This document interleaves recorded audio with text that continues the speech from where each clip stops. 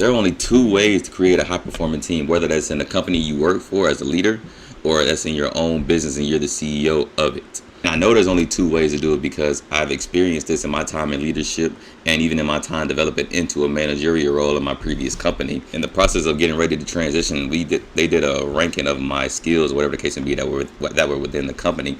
And actually one of my top ranked skills was associate development, which is basically training new associates and getting them on par with the rest of the team and kind of closing that training gap, bridging the gap between the veterans and the newbies. I got them to a point where they were able to work efficiently with the veterans like they had been there just as long, had the same amount of tenure. That's my backstory to my experience and how I have the knowledge to tell you guys this. So the only two ways are you build the high performing team or you hire the high performing team.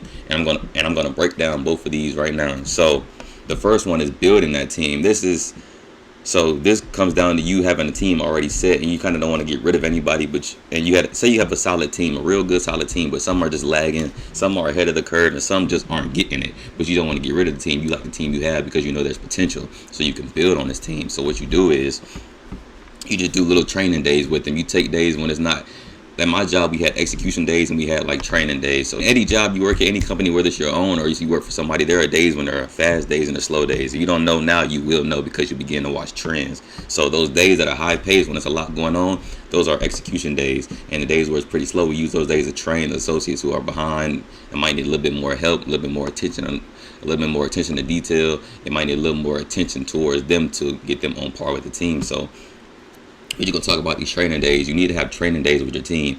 Little exercises. You need to have observations. You need to be outside, or you need to be with your associates who are struggling a little bit or who aren't up to par, or where you want them, where you need them to be.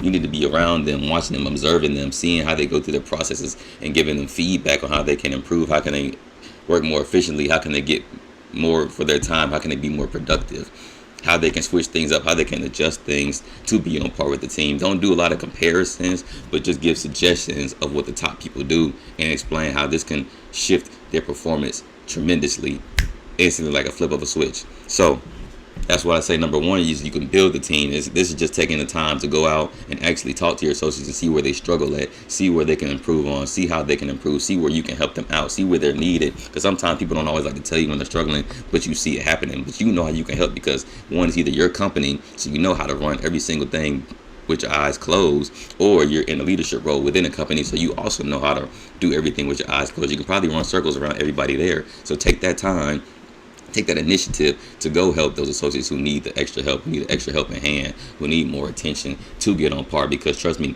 in the long run, you have a team that's more bought in.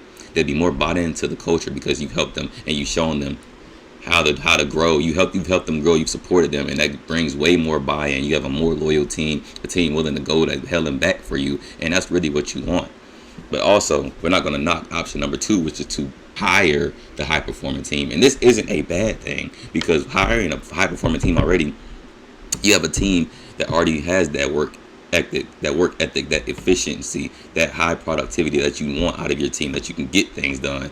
This is important too, because if you don't want to waste a lot of your time trying to train the people up that are struggling, like the bottom 10%, bottom 20%, whatever the case may be, if you don't want to spend the time training these people up to get them up to par, or they're just not getting it and you're tired of wasting time, you can hire a team. You can really go through an extreme screening interview process, extreme vetting process. That way you find the candidates that fit everything you need and want for somebody to be on your team. Somebody that's already up to par, somebody that's already up to standard or above standard, exceptional. They've had priors, they've had experience in that field. You can hire people in like that all day and go through the extreme vetting process to hire the high performing team that saves you a lot of time on the back end. So you're going to spend more time on the front end vetting a lot of the candidates, potential candidates, and screening them to make sure they have that experience, to make sure they're not BSing you through the interview, to see through the bullshit, to see through them and read them, to see if they're really what you need. So that saves you a lot of time on the back end as far as training, but you spend a lot more time on the front end. Whereas if you take the time to train your associates, you spend less time on the front end bringing people in, but you're going to spend more time on the back end training them and getting them up to par. So either way, it's a trade-off on both ends, but that's just what I know as the two ways to create a high-performing team in your company and your business.